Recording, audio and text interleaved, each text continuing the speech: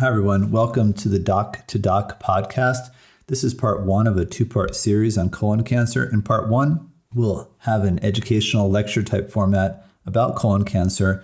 In part two, we'll talk about what you can do to prevent yourself and your family from being diagnosed with this disease, and we'll offer some opinions on this subject. Hope you enjoy it.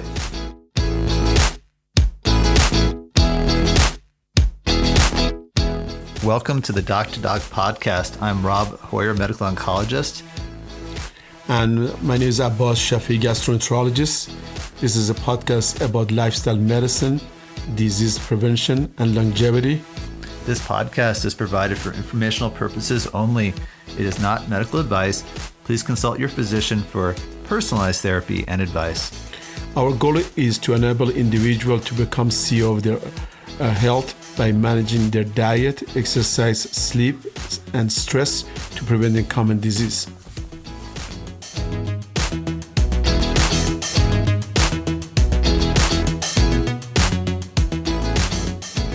Hi, everybody.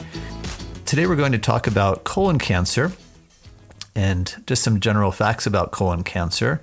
It is the second leading cause of cancer death in the United States. And in 2019, we saw about 51,000 deaths from colon cancer. About 140,000 people are diagnosed with colon cancer annually. And presently, there are about 1 million, over 1 million colon cancer survivors in the U.S.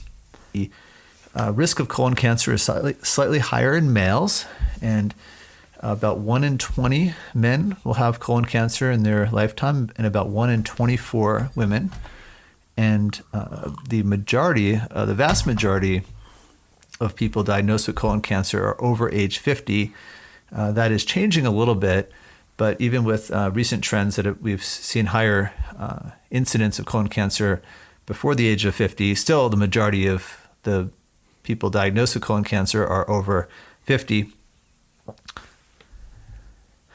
So looking at the rates of colon cancer per 100,000 people, and this is a common way that epidemiologists or folks who study disease look at the different incidences of different diseases. We do see a higher incidence of colon cancer in African American men and women. We're not quite sure what that is, and there may be genetic factors and also potentially environmental factors behind that. That's something that's been seen. So the African Americans who have a higher risk of colon cancer, and we see actually slightly lower risk of colon cancer in Hispanic, Asians, and Native Americans and Alaskans relative to Caucasians. The anatomical distribution of colon cancer is very interesting. Initially, we thought it was mostly related to the left colon, but in recent studies, we have shown that the colon cancer distribution is throughout the colon. The left colon is still majority, about 54%, and the ascending colon and cecum about 33%, and transverse colon, which is in between the two, is about 13%, and then the rectum about 29%. The colorectal cancer majority is sporadic. However, there's subclass of family and certain syndromes such as Lynch syndromes, as well as other inherited polyposis syndrome, but those account for minority of the colon cancer in the United States. The colon cancer distribution throughout the world is quite interesting. The people in sub-Sahara, in Africa, as well as a certain part of Asia, they have the minority, while the Australian, as well as United States and part of Europe, has the highest incident in distribution through the Asia. Again, is different from genetically group to others, such as Korean is higher than the remaining of the Asian. And I just wanted to comment too. It is really striking, and we'll include these slides in the show notes, about how low the incidence is in the African countries, and perhaps some of it may be from shorter life expectancy, perhaps, but and also higher risk of infectious diseases and whatnot. But it's really striking. I mean, it's dramatically. It's like we see of the incidence per 100,000 of in Australia of 45.7, and in Africa we're in the 4s and 5s. I thought it was kind of interesting. That is very, and also the interesting is when you bring African American to United States and introduce them to the Western diet, then the colon cancer risk goes much, much higher. That's another interesting, I think, studies to be done. Why the same genetic group, that majority they still have a good mixture of African genes, that how low it is. So the environment and diet, and that I think it plays a huge role in colon cancer. Death rate has been decreasing for both male and female with colon cancer above age 50. However, we see the increased number of colon cancer below age 50. So there are some really interesting epidemiological trends in colon cancer that we don't see in other diseases, and we're not really sure why this is, but we'll start out by describing what we're seeing with colon cancer incidence changing in different age groups, and then we'll talk about potentially why that is. We really don't know, but we'll have a discussion. So since the 1990s, the rate of colon cancer, that's colon and rectal cancer, has more than doubled among adults younger than 50. But not only that, the disease is more aggressive when we see it in younger individuals, and more of those individuals are dying from the disease. And it's really the really striking thing about that is that the incidence of colon cancer in adults over 50 is decreasing steadily. That may be due to increases in screening. And so when Dr. Shafii talks about the use of screening for colonoscopy, we'll talk about how that works and how the adenoma polyps can be removed, thus preventing the disease. But we're seeing higher rates of colon cancer in younger individuals, and the numbers are getting steadily larger. So this year, about 18,000 people under the age of 50 will be diagnosed with colon cancer.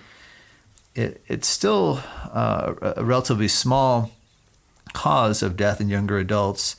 Much fewer than 1% of younger adults will have colon cancer and die from the disease. However, it really does suggest that there could be environmental factors and lifestyle factors that are playing a role here.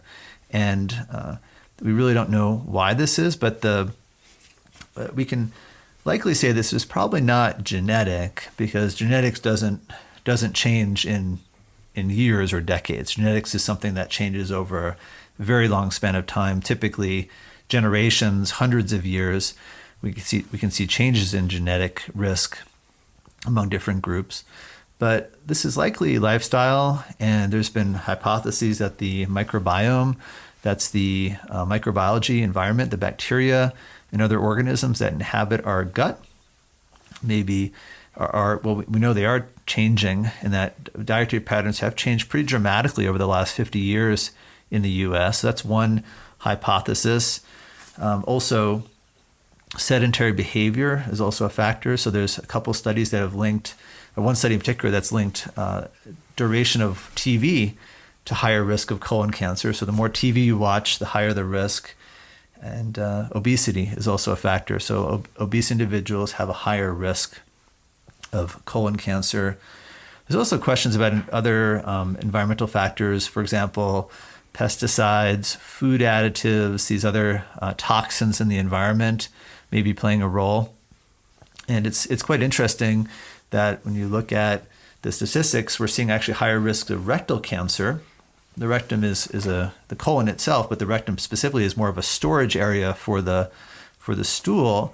And so perhaps there is something that is interacting with the wall of the rectum and that is giving a higher risk of colon and rectal cancer in younger adults.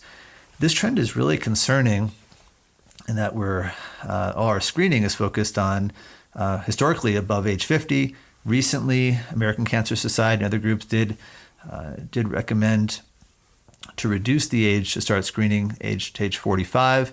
My suspicion is that probably will reduce even more to age 40 in the coming years, and we'll have some other discussion about this as well. The next we'll talk about screening. Yes, Dr. Hoyer, the colon cancer as well as rectal cancer, as you mentioned, in young individuals, quite concerning. With many, commercialization of the food, we see other changes in the GI tract, and probably microbiome plays a big role. Even the individual that has stopped smoking, which should decrease the colon cancer, as we eat healthier food, a somewhat healthier environment. But however, this colon cancer in young age is quite concerning, and hopefully we'll have some solution in the future. The colon cancer symptoms is a very, very rare, and it's only in the late stages. The colon polyps and early colon cancer, they have no symptoms.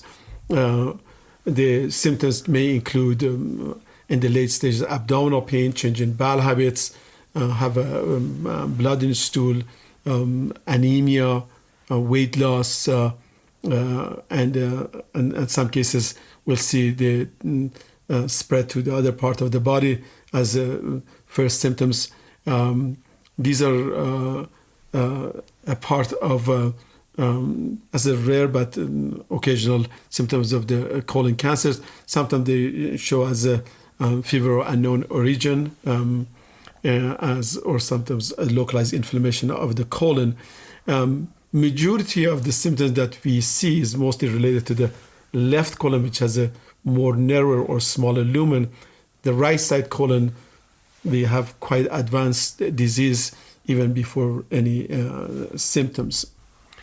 The exact cause of colon cancer is unknown, but certain risk factor can contribute to increase chance of getting colon cancer. In the normal process, when we have a normal colon mucosa, by increasing the risk factor, which will go more in detail, the mucosa will start changing and subsequently develop to polyp, which the polyp can be different histology, commonly there are adenoma or variation of that, and subsequently over 7 to 10 years from the beginning to the end process will become colon cancer. And again, as mentioned before, the early colon cancer has no symptoms. When it becomes moderate to severe, then depending on the location, we will have some symptoms. So the traditional way a colon cancer develops is as a small clump of cells, what we call a polyp. Not all colon cancers proceed through a polyp stage, but the majority do. And these polyps, we call them adenomas. That's the medical term for a colon polyp. And it's thought that these may occur from inflammation in the gut, perhaps change in the microbiology of the colon in that area, causing inflammation, causing the polyp. There have been several studies that show that high fat, high red meat, and processed food may be a contributing factor, or is a contributing factor to colon cancer. Fiber has been shown to be protective, and higher doses or higher amounts of fiber in the diet have been shown to be beneficial. So this is something that's really key, is that fiber is protective, and there's a couple different types of fiber, both soluble and insoluble fiber. So I like to think of the insoluble fiber as we often think of as roughage, or the traditional Metamucil that you get a scoop of and dissolve in a glass of water. That's your insoluble fiber. You actually can see the fiber in the liquid when you try to dissolve it. It really doesn't dissolve very well at all. The other type of fiber that doesn't get quite as much attention is called soluble fiber. And soluble fiber, there's actually hundreds of thousands of different types of soluble fiber, and that is derived exclusively from plant-based foods. There's no other way to get fiber other than plants. And fiber is one of the main foods for the microbiology, the microbiome of our intestines. And we often call this the prebiotic. So soluble fiber is a very important prebiotic, and it is the food for the probiotics, which then yields postbiotics, and that those postbiotics are important for reducing inflammation. So if you don't get enough fiber in your diet, you'll have a different microbiome, and then thus different postbiotics are generated because of the change in the microbiology of the colon. So fiber is really important, and it's widely established that Americans really get just a fraction. Most individuals get less than 20% of the recommended amount of daily dietary fiber. So regardless of what diet you follow, fiber is really, really helpful and protective. So I really encourage getting enough fiber, and we'll talk more about that later in the podcast about ways to prevent yourself or your family from getting colon cancer, and also potentially other cancers as well. So some of the well-known risk factors for colon cancer include age. We talked about African Americans having a higher risk of colon cancer, personal or family history of colon polyps, family history of colon cancer, particularly a first-degree relative will have a higher will impart a higher risk in the family of having colon cancer. Inflammatory bowel disease, so it's not a big surprise that inflammation in the small and large intestine will be associated with a higher risk of colon cancer. Previous radiation therapy to the abdomen or pelvis. Obesity, we talked about as a risk factor. Diabetes, sedentary lifestyle. We talked about diet previously. And smoking and alcohol use also have been linked. Particularly heavy alcohol use has been shown to be a risk factor for colon cancer. Colon cancer screening. This is always a confusing topic, both for primary care physician as well as patient, which method to use and how to proceed at what age. As Dr. Hoyer mentioned, previously we were screening people for colon cancer screening at age 50. However, in recent years we have decreased that to age 45, and in future maybe be lower. So in general, to clarify some of the confusion, we divide people in two groups, and each individual can even look at themselves whether they're in high risk group or low risk group. The high risk groups, they are straightforward. You need visualization, you need to prevention from early stage, so you get colonoscopy. So the high risk groups include that previously had significant polyp, people with family history of colon cancer, people with inflammatory bowel disease, also family hereditary history of colon cancer such as Lynch syndrome and non-polyposis cancer syndrome. So those are, as well as people with radiation to the abdomen pelvic. So this group called high-risk groups. So they should not be done stool testing or Cologuard or other tests. This should go for straight visualization of the colon. However, there are people with any other group that they're called low-risk groups. I mean, average people with have no symptoms, they have no family history, and at age 45, they have choices to do. One choice to do colonoscopy, the other one do barium NMO or other radiology studies they can do called virtual colonoscopy.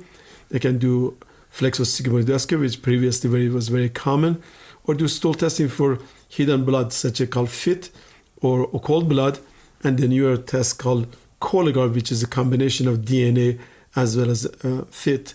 Each of these tests is depend on the local availability for as well as as well as a patient willing to take some of the risks. Of course, colonoscopy should be done every 8 to 10 years.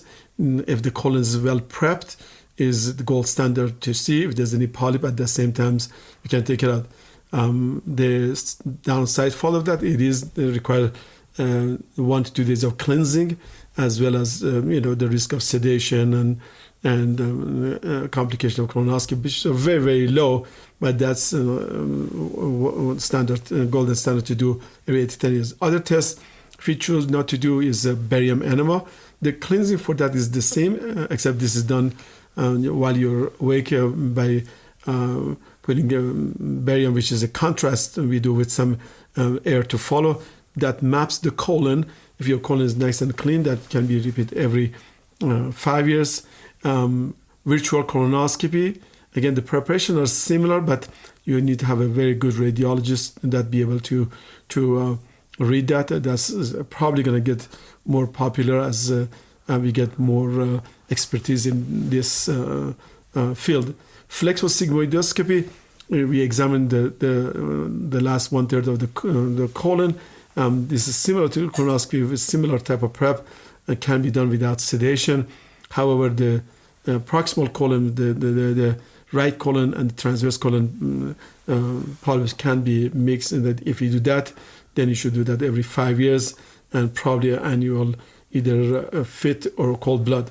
The cold blood shows any hidden blood in the GI tract, anywhere from a nosebleed to hemorrhoids can cause that, but mostly we're looking for any cold bleeding through the GI tract. That's mostly done for anemia, people with low blood or hemoglobin.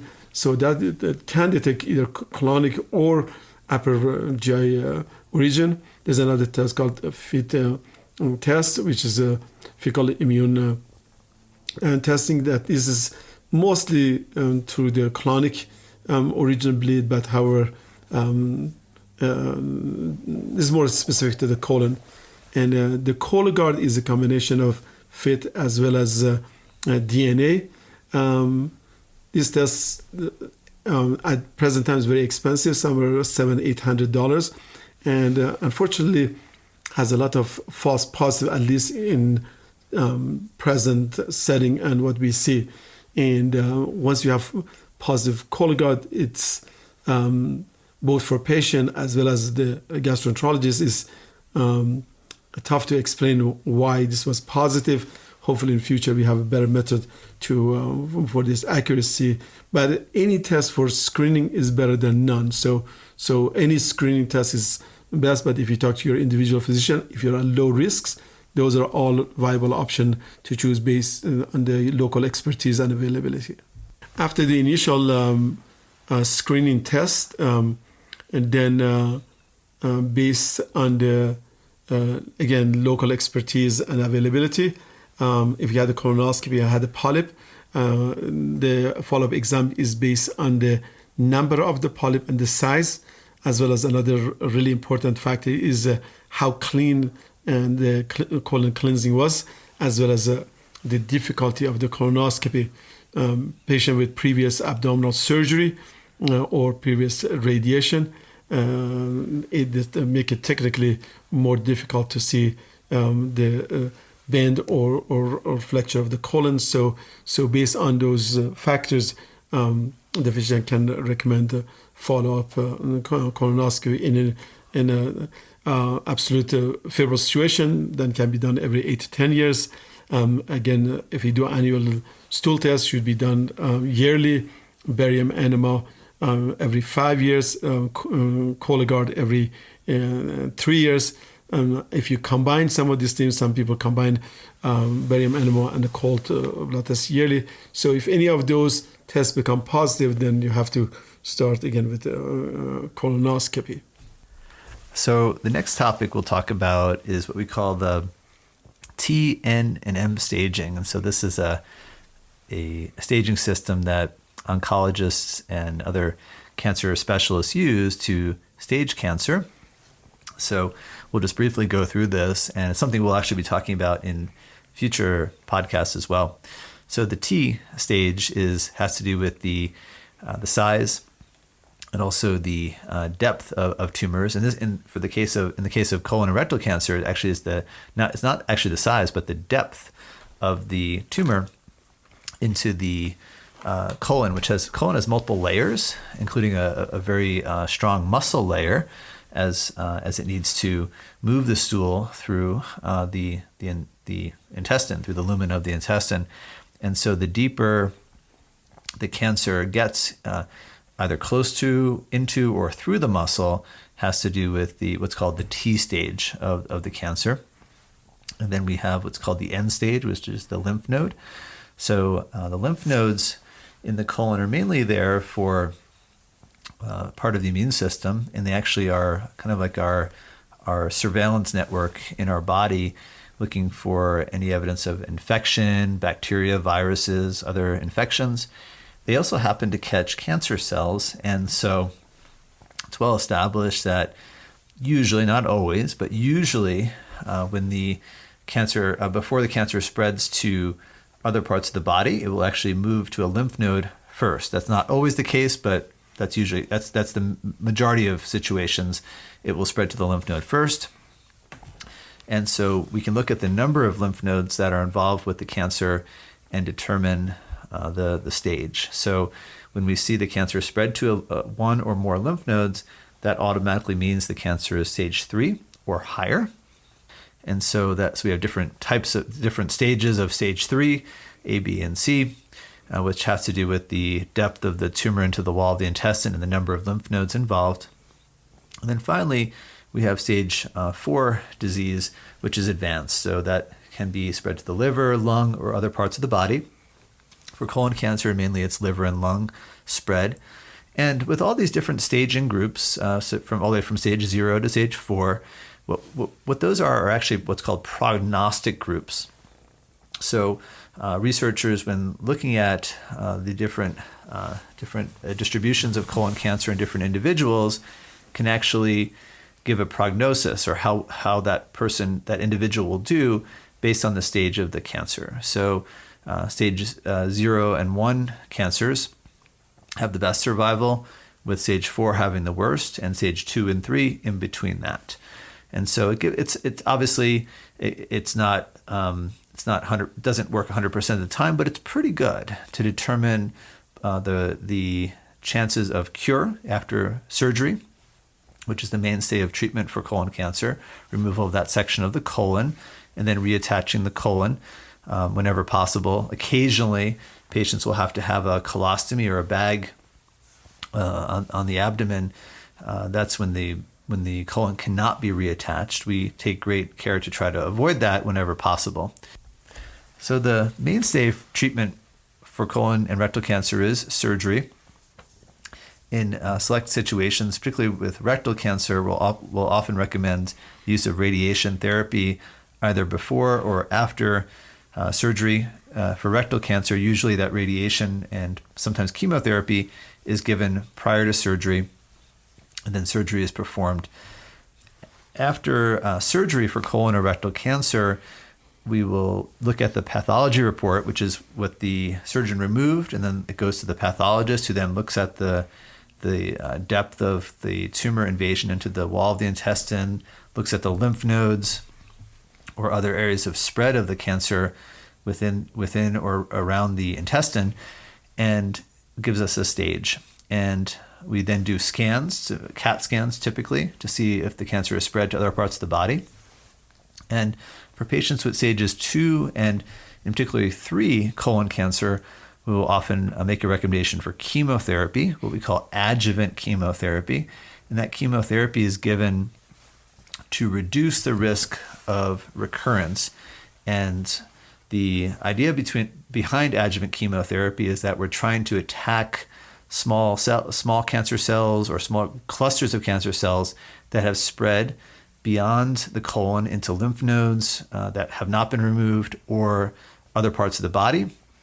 And we're trying to attack those cancer cells before they can spread and develop into tumors. And so the use of adjuvant chemotherapy has been proven to reduce the risk of a colon cancer recurrence for patients with stage 2 and stage 3 disease, we're just starting to use a technology which is very fascinating called the circulating tumor DNA analysis.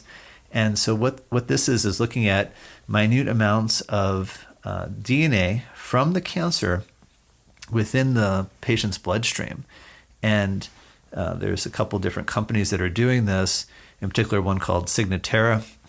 And what's been shown is that individuals with a positive Signatera test after resection of colorectal cancer have a higher risk of a recurrence. Patients with sequential negative Signatera results have a lower risk of recurrence and actually may not need chemotherapy. And so this is a really interesting use of the technology to refine the risk associated with stage 2 and stage 3 colon cancer. So we're very excited about use of these circulating tumor DNA tests. So what happens when a patient is diagnosed with colon cancer at our institution is that we meet at what's called a tumor board or tumor conference and have a discussion about that individual. We look at that individual's risk factors, other health conditions, and recommend a course of treatment. And that discussion occurs with the patient. So the patient is very much an active part of that conversation in terms of what treatment they will have for their particular disease. It's very much individualized. It's not a one size fits all. And so it really is more detailed than we can cover today. However, I'll just say that each individual is unique, and we really have to balance the risk and benefit of the treatments. One of the concerns, both from patients and also the physicians, is the risks and side effects of the cancer treatment. And after seeing quite a few patients with colon cancer go through the different parts of the treatment, it's actually one of the reasons that I've decided to focus on lifestyle medicine, because of all the side effects associated with these therapies. For example, with colon resection, patients may have chronic diarrhea or change in bowel habits, more frequent stools. With chemotherapy and radiation therapy, there can be a number of lasting side effects. For example, one of the big side effects we see is with a drug called oxaliplatin, can cause neuropathy, which is a numbness in the fingertips, hands, and toes that can extend up into the feet and legs. This can be permanent. And what we've done to try to reduce some of the neuropathy risk is to shorten some of our chemotherapy regimens from 6 months to 3 months. That reduces the risk of neuropathy with oxaliplatin, however, does not totally prevent it. So the long-term side effects can be significant after a diagnosis of colon and rectal cancer. We'll talk about survivorship here in a few minutes, but this is something that we do our best to try to balance risk and benefit of these treatments, trying to get the best possible survival with the least amount of risk. After the initial diagnosis of colon cancer and treatment with surgery and possible chemotherapy, the risk of colon cancer recurrence in other part of the colon is still is high. So after the treatment, patient need to have a routine follow-up done, initially with blood work and CAT scan, and then with a colonoscopy. We recommend colonoscopy post resection, 6 months to a year, the first examination. Then after it was normal, after 3 years, then subsequently every 5 years, because we see the patient through the lifespan post resection develop synchronized lesion as well as develop polyps. So if we can remove the polyps at the earlier time, then chance of getting second cancer can be prevented. Abbass, could you define what a synchronous lesion is? When patient they have more than one cancer in their colon. So some individual, they will have two different segments of the colon with two individual cancers. So those are called senile lesion. Also, then subsequently you can have, for example, if you had the rectal cancer, on follow-up exam, I have seen people have cecal cancer. So those are very important to follow, so preventing getting a secondary cancer. In summary, colorectal cancer is very common.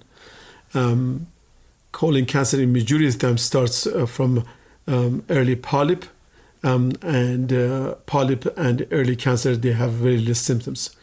The early detection is the key for long survival. Fortunately, colorectal cancer can be prevented by patient education, especially with diet, lifestyle modification, as I mentioned early, screening.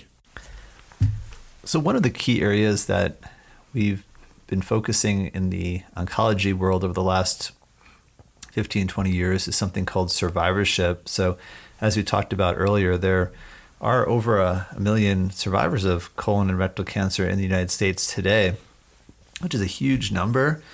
And I think that's really a wonderful thing that more and more people are surviving this disease and we're catching it earlier. That's one of the key components with any cancer is early detection and treatment.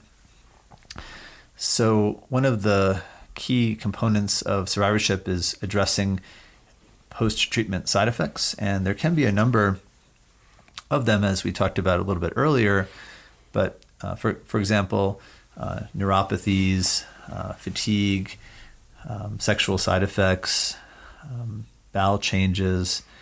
These are some of the side effects that patients with colon cancer have. Other cancers, of course, will have other side effects as the treatment is different. So this is something that we do our best to try to prevent these side effects as much as possible and really want to address them to try to help improve quality of life. One of the key components after diagnosis of colon and rectal cancer is lifestyle. And so this is probably the most evidence-based of any of the cancers with respect to diet. So there's clear evidence that eating a diet with small amounts or no red meat will help improve survival after diagnosis. And actually, it's been shown to reduce risk of recurrence of the cancer that the patient was diagnosed with, and in addition may help reduce the risk of a second cancer as well. Physical activity is important. Eating a higher fiber diet is also critical. So all these components are very, very helpful, and the evidence does strongly support that individuals after a diagnosis of colon and rectal cancer who have a poor diet or decreased or low physical activity prior to the diagnosis can actually greatly benefit from those lifestyle changes. So if someone has a poor diet before the diagnosis, changing that diet can actually help that individual to reduce the risk of a recurrence of that cancer, the same as someone who has a better diet going into the diagnosis. And so this is really a critical component, that these lifestyle factors are highly modifiable, and that's something that we can, it's again, small changes over a long span of time can have a tremendous benefit. Also, other thing beside the dietary modification, I think stopping smoking, I think, is very, very important, as well as decreasing the alcohol intake. I think the excess of alcohol and smoking can further increase recurrent cancer.